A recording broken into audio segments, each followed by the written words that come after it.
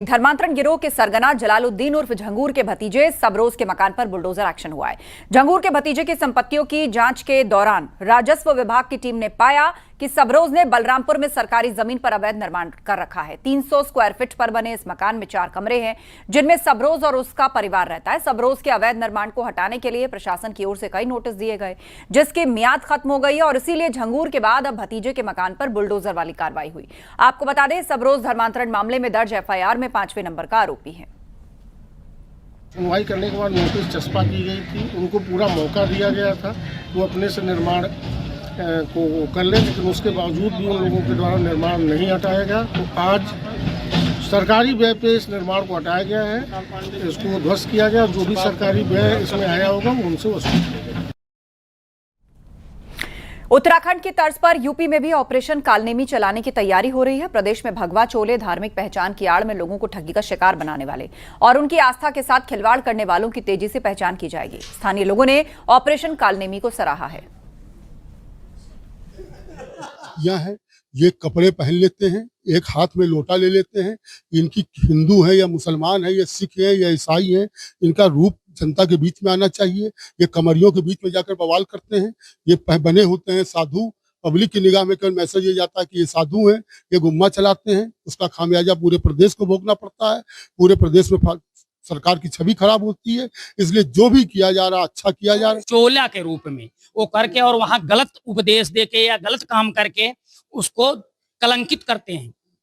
ऐसे कालनेमियों की, ऐसे बहुरूपियों की पहचान करनी अति आवश्यक है। बिल्कुल इनकी बातों से कालनेमी में ऑपरेशन चल रहा बिल्कुल सही है, क्योंकि रावण ने भी रूप बदल के माता सीता ग्रहण किया था। उसका परिणाम ये हुआ था कि उसको अपने मौत के घाट पर उतार गया। जो लोग ये अपना भेष बदल के जो कर रहे हैं, सरकार इनके पर बिल्कुल सही जा रही है। इनकी जांच होनी चाहिए, इनकी कार्रवाई होनी चाहिए।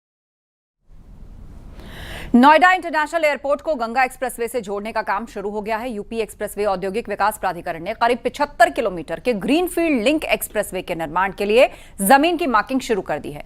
यह एक्सप्रेसवे गौतम बुद्ध नगर और बुलंदशहर के 56 गांवों की भूमि पर बनेगा। गंगा एक्सप्रेसवे और यमुना एक्सप्रेसवे को जोड़ने के लिए लिंक एक्सप्रेसवे बनाया जा रहा है। 120 मीटर चौड़ा एक्सप्रेसवे 43.3 किलोमीटर बुलंदशहर के स्याना से शुरू होगा और यमुना एक्सप्रेसवे के 24.8 किलोमीटर फिल्म सिटी से जुड़ेगा।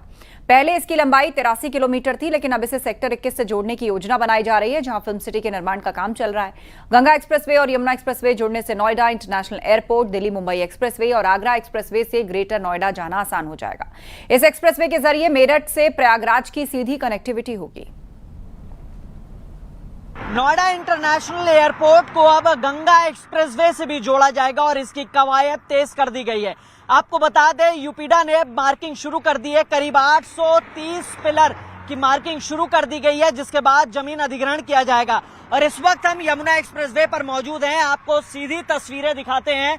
यहीं यमुना एक्सप्रेसवे से अब गंगा एक्सप्रेसवे को जोड़ा जाएगा, जिसके लिए लिंक एक्सप्रेसवे बनाया जा रहा है। ये 74 किलोमीटर लंबा होगा। साथ ही आपको बता दें, बुलंदशहर और गौतम बुद्ध नगर के करीब 56 गांव हैं, जिनकी भूमि इसमें अधिग्रहण किया जाएगा और 120 मीटर चौड़ा ये एक्सप्रेसवे होगा। मार्किंग करने के बाद यहां पर अधिग्रहण की प्रक्रिया भी शुरू की जाएगी। 100 मीटर दूर के अलाइनमेंट के तहत इसकी मार्किंग की जाएगी। साथ ही आपको बता दें, चूंकि मेरठ से प्रयागराज तक गंगा एक्सप्रेसवे बन रहा है, यमुना एक्सप्रेसवे को जोड़ा जाएगा और लिंक एक्सप्रेसवे के जरिए यमुना एक्सप्रेसवे का औद्योगिक क्षेत्र भी जो नोएडा इंटरनेशनल एयरपोर्ट है उसके कार्गो से बेहतर कनेक्टिविटी मिलेगी।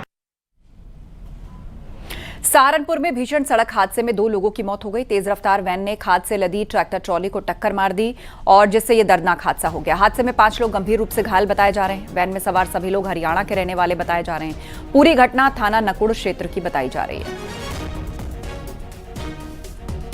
खेड़ा गांव के पास एक मारुति इको वैन रोड किनारे खड़े खराब ट्रैक्टर से टकरा गई है। उक्त ट्रैक्टर में खाद लदी हुई थी। इस सूचना पर तत्काल पुलिस बल मौके पर पहुंचा। ये पाया कि मारुति इको वैन में 8 लोग सवार थे। ये सभी करनाल हरियाणा के रहने वाले हैं। इनमें से 3 लोग गंभीर रूप से घायल हो गए एवं बाकी 5 के भी चोटें थी। तत्काल सभी घायलों को सीएससी पहुंचाया गया है। मौके पर कानून व्यवस्था की स्थिति सामान्य है। हमीरपुर में घर के बाहर साथियों के साथ खेल रहे एक बच्चे को गधों के झुंड ने रौंद डाला। जिससे वो गंभीर रूप से घायल हो गया। परिजन उसे इलाज के लिए अस्पताल लेकर गए, जहां इलाज के दौरान उस बच्चे की मौत हो गई। इसके बाद परिजनों ने सड़क को जाम करके हंगामा किया और गधों के मालिक पर कार्रवाई की मांग की। पूरा मामला सदर कोतवाली के कजियाना मोहल्ले का है। छुट्टा गधे थे, उनके द्वारा मार दिया गया था। वो लड़का घायल हो गया था, अस्पताल में इलाज चल रहा था, उसकी डेथ हो गई। उनका कहना था कि हमें मुआवजा तुरंत मिलना चाहिए। शासन की पॉलिसी के तहत जो भी मुआवजा दे होगा वो इनको दिलवाया जाएगा, ये कह करके उनको दिलवाएगा। उन्होंने झांसी में लगातार भारी बारिश के चलते जगह जगह जल भराव से लोग परेशान हैं। लोगों के घर, दुकानें, प्रतिष्ठानों और अस्पतालों में बारिश का पानी घुस आया है। लोगों को भारी परेशानी का सामना करना पड़ रहा है।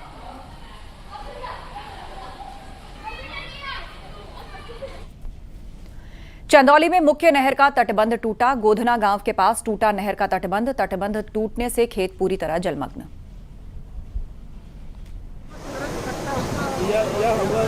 तो चंदौली में मुख्य नहर का तटबंध टूट गया, जिसकी वजह से लोग परेशानी में आ गए। मिट्टी का कटान बड़े पैमाने पर हुआ। गोधना गांव के पास नहर का तटबंध टूट गया है और जिसकी वजह से खेत पूरी तरह से जलमग्न हो गए हैं। लोगों का बड़ा नुकसान हुआ है। किस तरीके से ये लोग मजबूरी से अपने खेतों की तरफ देख रहे हैं, जहां नजर जाती है पानी ही पानी है। गोधना गांव के पास नहर का तटबंध टूटने से उनके खेत जलमग्न हो गए हैं। खतरा घरों पर भी है। लगातार पानी पड़ने से घरों की नींव भी कमजोर हो जाती है।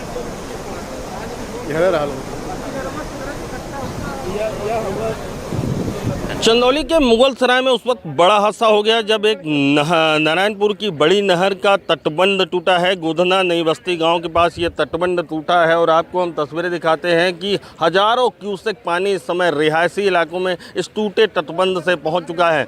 लोगों की माने तो करीब 250 से 300 एकड़ का जो खेत है वो पूरी तरह पानी में डूब गया है और आंशिक रूप से रिहायशी इलाके भी इस पानी की चपेट में आ गए हैं। ये आपको बता दें, ये जो नहर है ये नारायणपुर पंप कैनाल से आती है, बड़ी नहर है। चंदौली के मुगल सराय से नितिन गोस्वामी, न्यूज़ 18। एटा में मूसलाधार बारिश और आंधी से हादसा हो गया, जहां एक पेड़ बाइक पर गिर गया और हादसे में 3 लोग घायल हो गए। इसमें एक शख्स की इलाज के दौरान मौत भी हो गई। हादसे की सूचना पर पुलिस मौके पर पहुंची और घायलों को अस्पताल में भर्ती करवाया।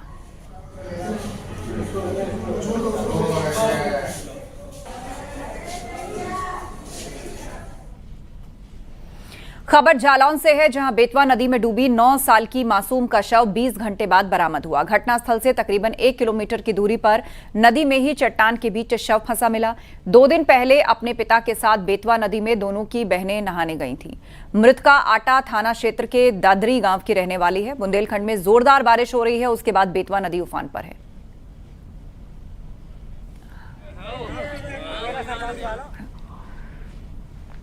कुशीनगर में पुलिस ने 2 होटल्स में रेड का सेक्स रैकेट का भंडाफोड़ किया। रेड पड़ते ही होटल के कमरों में मौजूद लड़के और लड़कियां उसी अवस्था में भागने लगे। पुलिस ने 10 लड़कियों और 6 लड़कों को पकड़ा है।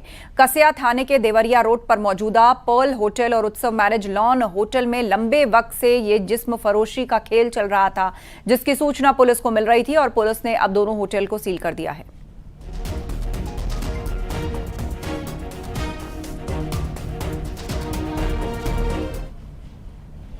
हमीरपुर में 6ठी क्लास की छात्रा का बाइक सवार बदमाशों ने अपहरण करने की कोशिश की। बाइक सवार बदमाश साधु के भेस में थे। छात्रा के चिल्लाने पर बदमाश मौके से फरार हो गए।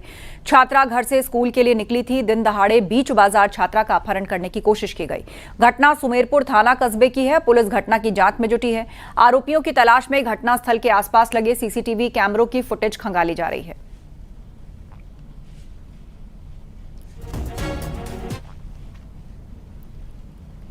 अलीगढ़ के एक होटल में 2 नाबालिग लड़कियों को पुलिस ने सकुशल बरामद किया है। मौके पर होटल स्टाफ को हिरासत में लेकर पूछताछ हो रही है। दोनों लड़कियों को मेडिकल टेस्ट के लिए अस्पताल भेजा गया। फिलहाल पुलिस पूरे मामले की जांच पड़ताल में जुटी है।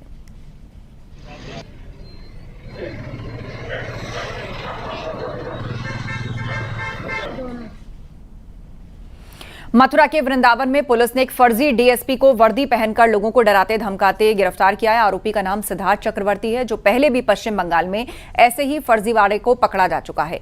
5 जुलाई को आरोपी सिद्धार्थ मथुरा पहुंचा और घूम घूमकर वसूली के लिए जगह चिन्हित कर रहा था।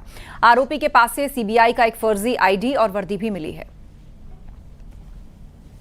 ये सूचना मिली थी जिस पर पुलिस कार्य कर रही थी कि एक व्यक्ति शराब की ठेकों के आसपास और जो शराब का सेवन कर रहे व्यक्तियों को डरा धमका कर उनसे पैसे वसूलता है। तो इस पर पुलिस ने कार्य किया और इसको कल आज गिरफ्तार किया गया है और इसको मुकदमा भी पंजीकृत किया जा रहा है कि सरकारी वर्दी का धारण करना, दुरुपयोग करना और राष्ट्रीय चिन्हों का दुरुपयोग करने के संबंध में मुकदमा लिखकर इसको न्यायालय में भेजा। जानकारी मिली पूर्व में भी एक बार ये सीबीआई के अधिकारी बन के जेल जाते ये इसका क्रिमिनल हिस्ट्री देखी जा रही है और ये प्रकाश में आया है कि इसके पास वेस्ट बंगाल में एक मुकदमा पंजीकृत है। ओडिशा से राजस्थान में गांजा तस्करी का पर्दाफाश हुआ। सादाबाद और मुरसान थाना पुलिस की संयुक्त टीम ने नगला बाबू आरओ प्लांट के पास छापा मारकर 3 तस्करों को गिरफ्तार किया। इनके कब्जे से 1 क्विंटल 5 किलोग्राम अवैध गांजा और एक स्कॉर्पियो कार बरामद की है।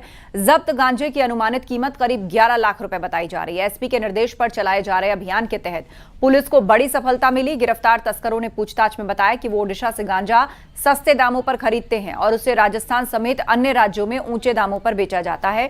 इससे वो भारी मुनाफा कमाते थे। पुलिस इस नेटवर्क की कड़ियों को खंगालने में लगी है।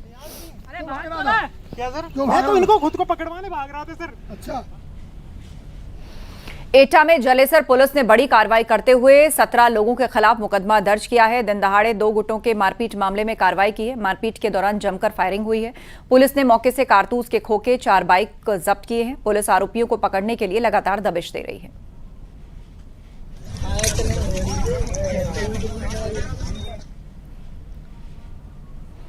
मथुरा के बोरफा गांव में फूड पॉइजनिंग का मामला सामने आया, जहां गांव में किसी समारोह के दौरान गोलगप्पे खाने से करीब 25 लोग बीमार हो गए। इसमें बच्चे भी शामिल हैं। फूड पॉइजनिंग से 10 लोगों की हालत गंभीर है। सभी को इलाज के लिए अस्पताल भर्ती कराया गया है। फिलहाल ज्यादातर लोगों की हालत में सुधार बताया जा रहा है। गांव में हेल्थ कैंप लगाया गया है और ग्रामीणों को सतर्कता बरतने के निर्देश दिए गए हैं।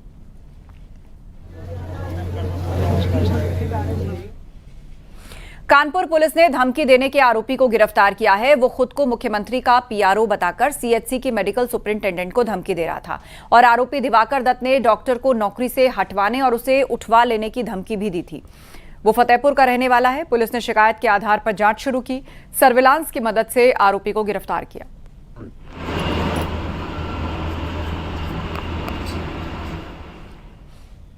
हाथरस में कोर्ट ने रेप के एक मामले में मुख्य आरोपी को 20 साल की कैद की सजा सुनाई। कोर्ट ने उसके ऊपर 19,000 रुपए का जुर्माना लगाया। इस मामले में 2 अन्य आरोपियों को 1-1 साल की जेल और 1-1 हजार रुपए जुर्माना लगाया गया।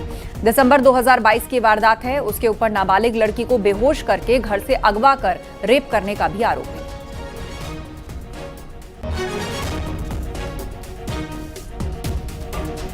मिर्जापुर में एक इंस्पेक्टर का दुकानदार के साथ बदसलूकी का वीडियो वायरल हो रहा है। दरअसल दुकानदार ने इंस्पेक्टर ने चश्मे का फ्रेम ठीक करवा लिया था, लेकिन जब पैसे देने की बारी आई तो इंस्पेक्टर साहब भड़क उठे।